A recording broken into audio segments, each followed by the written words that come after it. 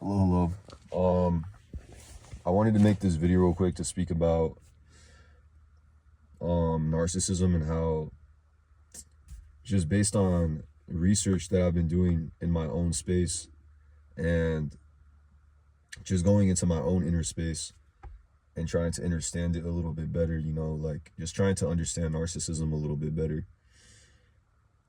And how, and one of the things that I've come to the conclusion to just today, I was on a walk. I was just going on my morning walk, and on the way back, I just thought about it. I thought about how, narcissism is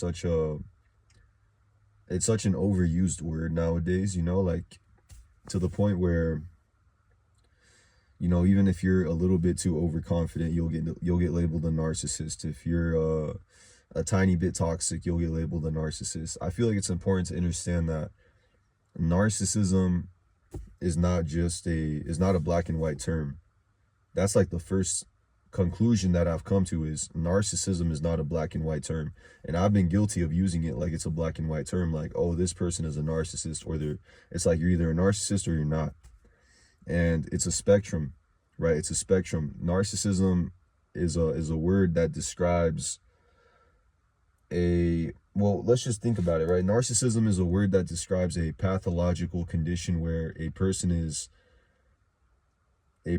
believes themselves to be bigger than they actually are. I feel like that's the first thing. They pathologically believe that they are better than everyone. That's like the first thing. They don't necessarily think, and here's the thing, right? This can be for different reasons. So like intelligence, right? Because the person is more intelligent, or let's say they make more money, or let's say they they're better looking, or just something, right?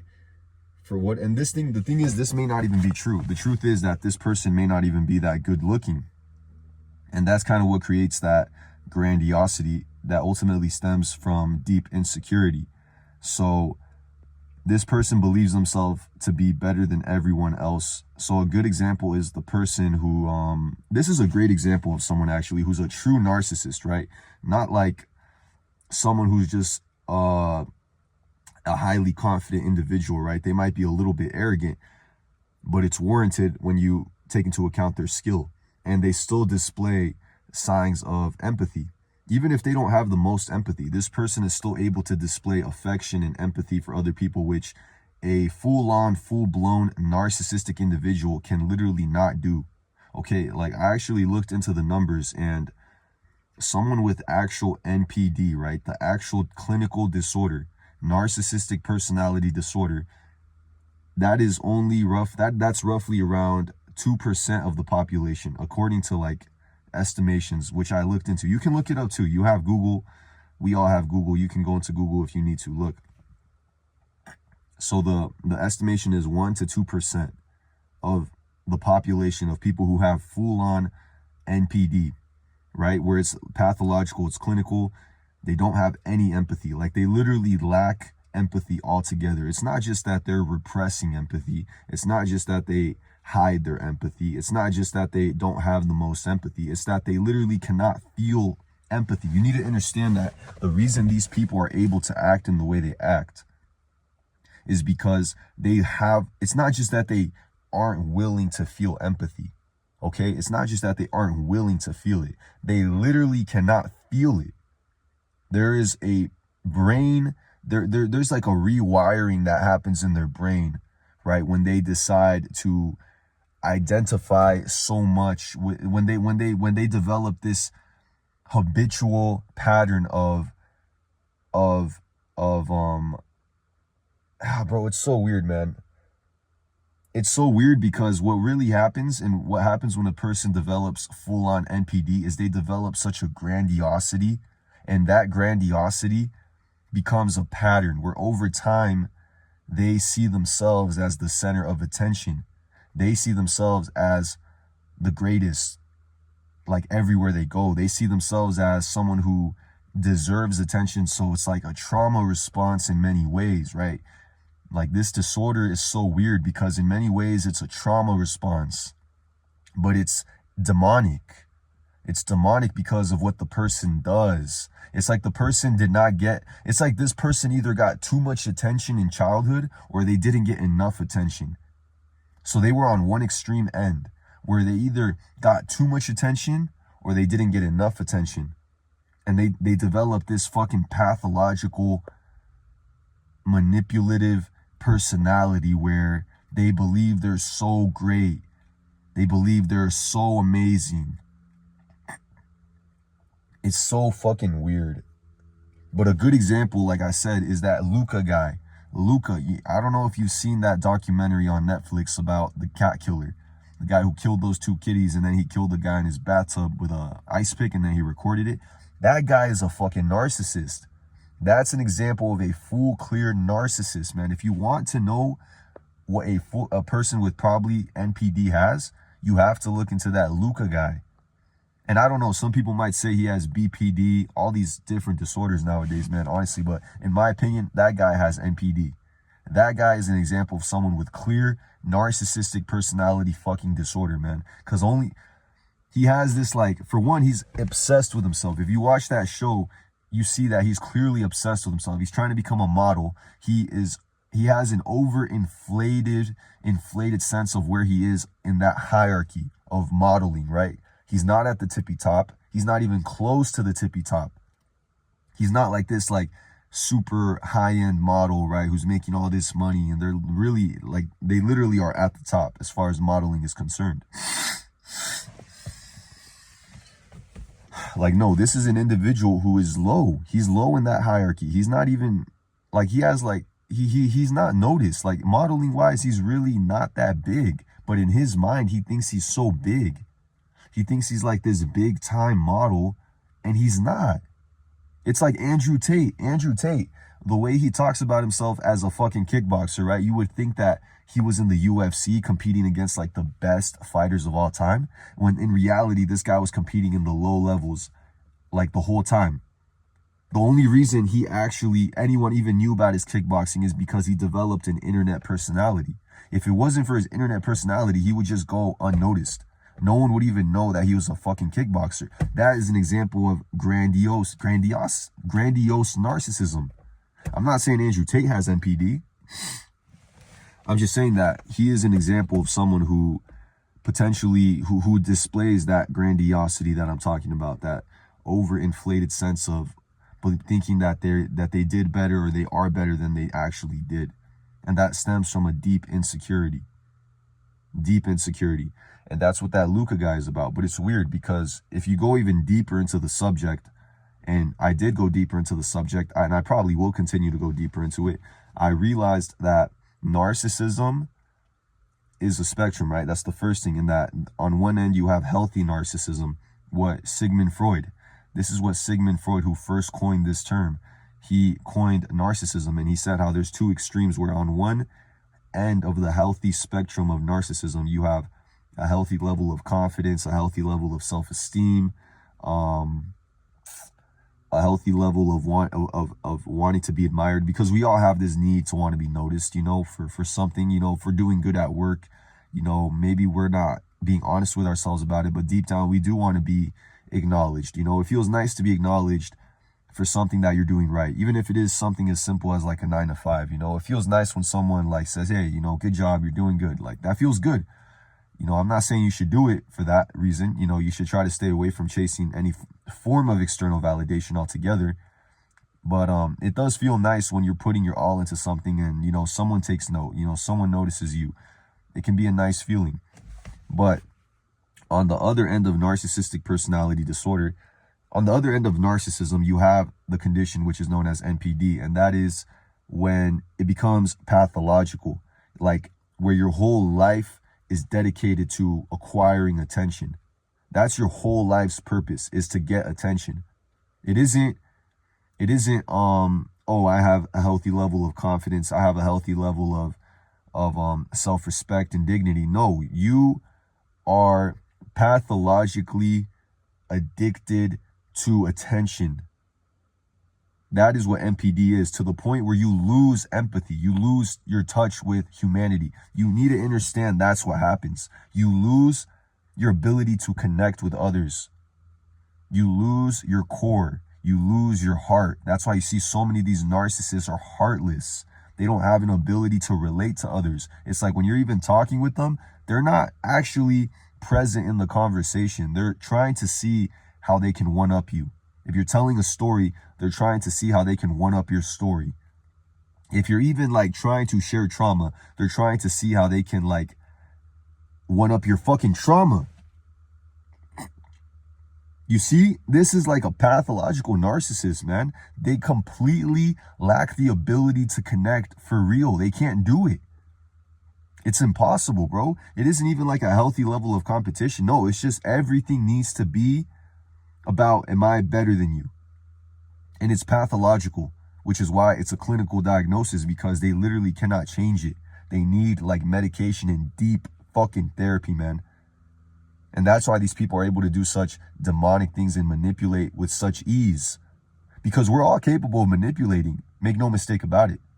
We're all capable of manipulating on a high level.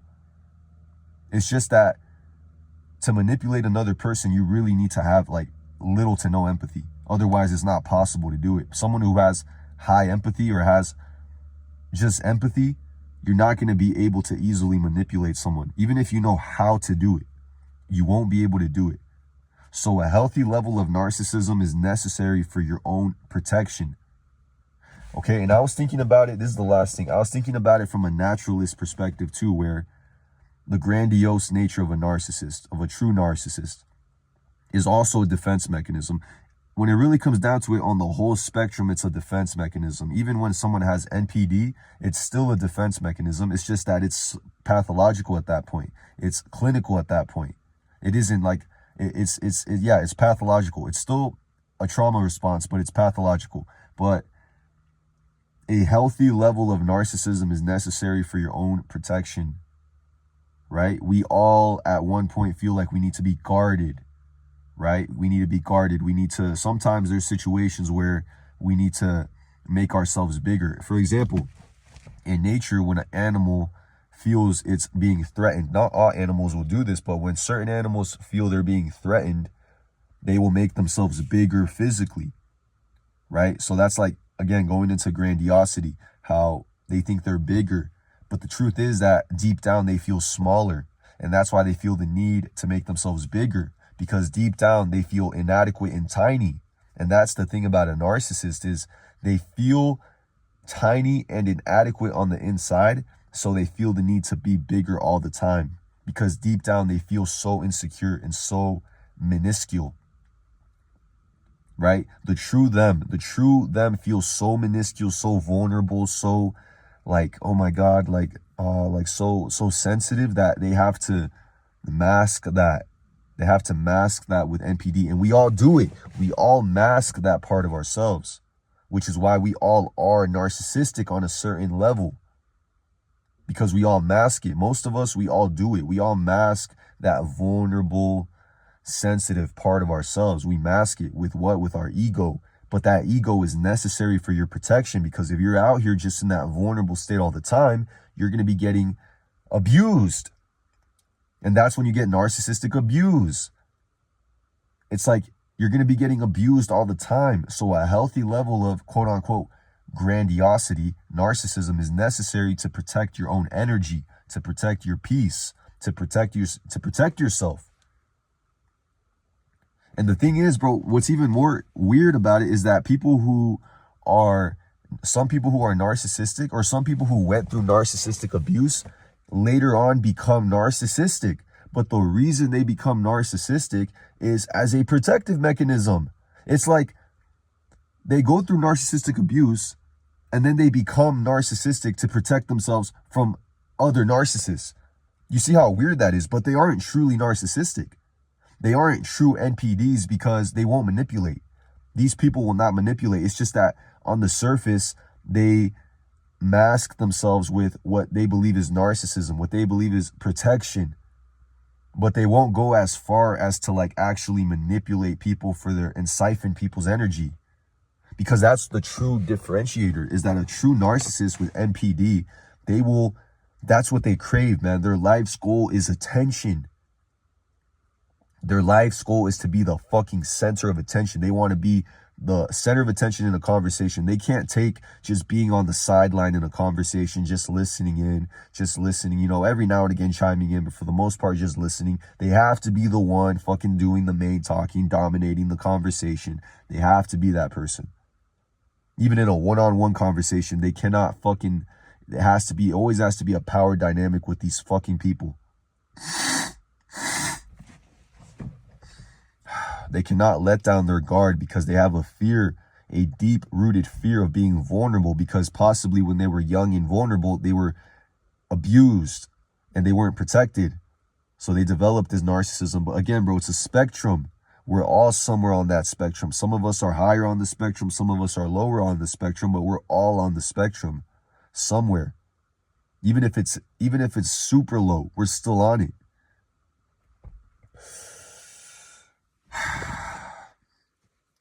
So, yeah, I think it's just very dangerous to like label this, because the more I think about it, the more I realize that, you know, these people are dangerous. You know, people who are high in narcissism, you know, close to that NPD, clinical diagnosis, people who have high traits of narcissism, who are close to that NPD, right, to being pathological, are dangerous individuals, and they do cause a lot of harm. A lot of them cause harm, and they don't even know they're causing harm, man. They don't even think they're causing harm. That's how deluded these people are, bro. They don't even think they're causing harm to the person they're getting supply from. It doesn't even cross their mind that they're doing all this damage. They cannot reflect. They cannot self-reflect. Okay, look, we've all been toxic at one point or another, but we reflect on it, right? If you're not a fucking narcissistic person, if you don't have NPD, if you aren't high in narcissism and low in empathy, you can reflect on the fact that you did something bad. You can literally like feel that guilt within yourself and reflect on it and possibly even forgive, right? Possibly forgive this person, or say sorry to this person. Not forgive, but apologize to this person. A narcissistic person, a true narcissist, cannot do that because they're always right.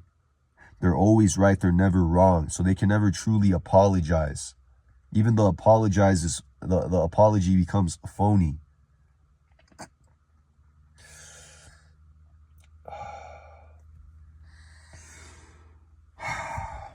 So we have to be really careful, man. Like, I just think that we have to be really careful. And if you're the kind of person who just goes around slapping this term on people, it's a really dangerous thing to do. And I think that you should probably do a little more research on this, because now that I've actually done proper research on it, it's just enlightened me a lot on how some people may seem narcissistic, but they're actually doing it for a protective mechanism, right? They're making themselves bigger because obviously they don't want to be hurt on a psychological level, you know? So it's a very toxic culture that we've created, where people feel the need to become narcissistic to protect themselves. You know, it's like nobody is actually willing to be, it's a cat. No one is actually willing to like be vulnerable and open for even a second, because like, that's just kind of because they're afraid of getting hurt again or some shit, bro. It's just because, and I get it, man. Like, trauma is not nice. You know, when you get betrayed by someone, it's not nice. When you get let down by someone, when you get your heart broken by someone who you put a lot into, it's not a nice thing. It's a terrible thing. And I understand why some people would want to just like close off completely. But that's another thing, bro, is closing your heart can be very dangerous. When you close your heart, you're opening yourself up to potential, you're closing yourself off to your core, and that's a very dangerous thing to do. That's when you really can, you know, start to manifest a lot of negativity. You can start to invite a lot of negativity into your vessel because you're choosing to close off your heart. And that's a very dangerous thing, in my opinion. But yeah, anyways, I want to finish the video on that. How narcissism is ultimately a spectrum. That's what it is. And it's something that I still think is misunderstood. And I think that one of the missing parts of modern studies on narcissism, right, which are focused purely in the scientific sense, is the spiritual sense. How in many ways this is also a spiritual thing, right? It's not just a psychological, pathological thing, but it's also it merges with the spiritual, because these people are not spiritually tapped in. They're not spiritually connected. That's the thing about a narcissist, is maybe the one true remedy for a narcissist would be spiritual awakening, right? For them to have a super intense spiritual awakening, to where that rewiring in their brain goes back to what it used to be, where they could actually feel empathy. You know what I mean? And that's in the heart, but your heart is connected to your mind.